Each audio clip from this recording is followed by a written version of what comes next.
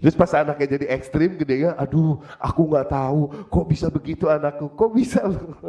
Lu yang ngajarin, kau yang mendidik anakmu jadi teroris itu.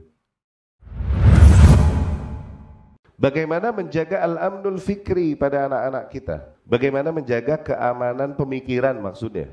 Keamanan pemikiran anak-anak kita demi melindungi anak-anak kita dari pemikiran-pemikiran yang menyimpang dan ekstrim yang seringkali dengan mudah merangkul anak-anak kaum muslimin yang memiliki semangat beragama. Jazakumullah khairan. Begini, yang pertama hidayah. Tentunya hidayah ya. Kita nggak menyalahkan secara keseluruhan pemikiran ekstrim yang terjadi itu berarti karena masa kanak-kanaknya, kita nggak menyalahkan secara keseluruhan demikian. Kalaupun masa kanak-kanak seringkali berperan dalam tabiat, dalam pemikiran seseorang. Kalaupun berperan, cuman kita nggak. Yang ini berapa banyak anak-anak yang dididik di masa kecilnya dengan didikan menyimpang, kemudian besarnya masya Allah dapat hidayah. Banyak gak? Banyak. Berapa banyak anak-anak yang dididik dengan baik, bahkan di rumah-rumahnya Nabi alaihi wassalam. Tapi qadarullah besarnya menyimpang, ada gak? Ada. Demikian anaknya Nuh alaihi salam. Karena hidayah tetap yahdi man yasha wa yudhil man yasha. Allah beri hidayah siapapun yang dikehendakinya, Allah simpangkan siapapun yang dikehendaki. Hakikatnya pada hidayah, ya yang pertama mesti kita paham dulu itu tuh. Oke?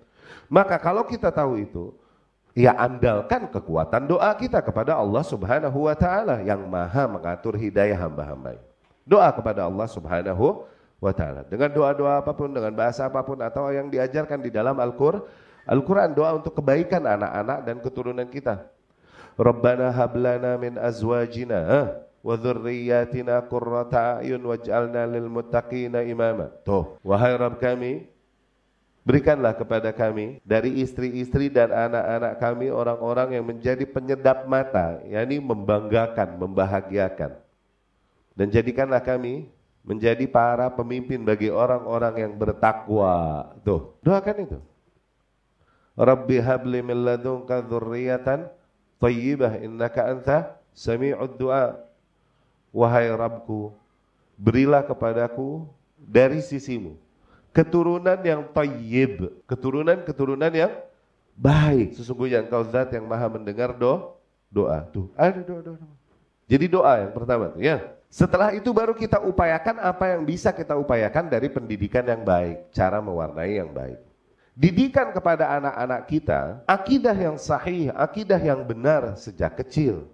Tauhid dan konsep akidah yang sahih yang benar dari Rasulullah Sallallahu Alaihi Wasallam yang bisa kita dapatkan dari para penuntut ilmu yang ada di sekitar kita dan lain-lain. Dogmakan itu pada anak-anak kita menjadi sebuah matan yang mereka hafalkan kalaupun mungkin belum mereka fahami. Kemudian ajak mereka menyadari, melihat dan berpikir ke arah positif. Terutama di dalam menyikapi pemerintah. Kenapa jadi ke pemerintah nih, ke penguasa? Kenapa? Karena pemikiran ekstrim, identiknya dengan pemberontakan kepada penguasa. Ya, pemikiran-pemikiran ekstrim tersebut, apalagi sampai titik terorisme, kalau hal-hal tersebut kita mau ibaratkan sebagai cancer stadium 4, kanker stadium 4. Maka tumornya membenci, mencaci maki pemerintah. Itu tumornya. Tumor itu kanker stadium 0. Tuh kanker stadium 0 itu tumor. Stadium 4-nya udah parah. Udah nyebar lebih dari 2 titik. Tuh stadium 4. Stadium 0-nya kanker apa? Tumor tuh. Apabila terorisme kita mau gambarkan sebagai kanker stadium 4, tumornya itu, benci caci maki pemerintah. Dari situ semuanya. Syekh Ahmad Al-Fifi ini, hafizahullah, Muhammad Al-Fifi itu, hafizahullah, itu memberikan gambaran yang baik dari situ. Para orang tua ini seringkali tidak menyadari mereka mendidik anak-anaknya jadi teroris. Ketika anaknya melakukan tindakan terorisme, mereka berlepas diri. Aduh, kami nggak nyangka kok anakku melakukan itu, Tuh lihat, padahal itu didikanmu dari kecil. Apa yang kau ajarkan pada anakmu? Kau ajarkan makian, kebencian, kritikan selalu kepada penguasa. Kau tidak mengajarkan kepadanya. No, jarang. Bahkan dari para ahlu sunnah yang mengajak coba anaknya lagi jalan, melihat jalanan. Nak, nih lihat, jalanan ini Masya Allah dibangun oleh pemerintah. Betapa beratnya tugas mereka demi kemudahan kita. Doakan kebaikan untuk mereka. Oh begitu ya Bah. Oh begitu ya Abi. Iya, doakan kebaikan untuk mereka. Doakan hidayah. Jarang mau ngaji 17 tahun lagi. Ngajak anak yang sampai begitu. Nikmat dari Allah. Dibangun oleh penguasa kita. Susah ngurus negeri. Susah ngatur masyarakat. Tapi mereka sempat membangunkan ini. Doakan kebaikan nak. Baik nih orang. Tuh. Ada nggak yang ngajarin anaknya segitu ya? Yang ada Pak, gini paling begini tuh, udah pencitraan aja tuh pemerintah begitu ini tuh.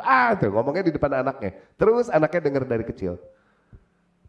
Terus pas anaknya jadi ekstrim gedenya, aduh aku nggak tahu kok bisa begitu anakku, kok bisa lu yang ngajarin. Kau yang mendidik anakmu jadi teroris itu. Diajarkan kebencian, kritikan, ketidakpuasan, kekecewaan selalu kepada penguasa dari kecil. Itu yang dia dengar di rumah dari ayahnya. Ketika mendengar, nggak mau dia mengajak anaknya untuk mencoba bersabar dan melihat sisi baik pemerintahan dan mendoakan mereka bagi hidayah bagi para penguasa. Didikan itu sama anak-anak kita dari kecil, sehingga itu yang mewarnai mereka. Ajarkan pada mereka bahwa Allah Maha Adil. Muncul penguasa demikian dari rakyat yang demikian. Tuh, ajarkan pada mereka. Dan itu nilai-nilai tauhid hakikatnya. Memahami asma wa sifat. Jadi berikan kepada mereka pendidikan akidah yang baik.